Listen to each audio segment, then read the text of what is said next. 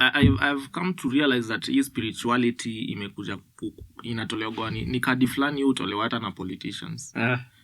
Politician akikuja akwambie venye yeye ameokoka anaomba. Kuna venye waga ana get into the hearts of the people instantly. Unajua? Hiyo ndio political card ilitumika hata 2022 wakati walikuwa wanasema Rao ni mchawi na hao wengine ni watu wa church.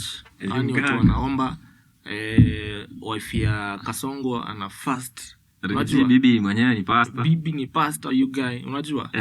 So like hiyo ni kadi yani ikitolewa kwa hivi una get into the hearts of Kenyans. Na inakusho venye watu wako superstitious sana huku Kenya.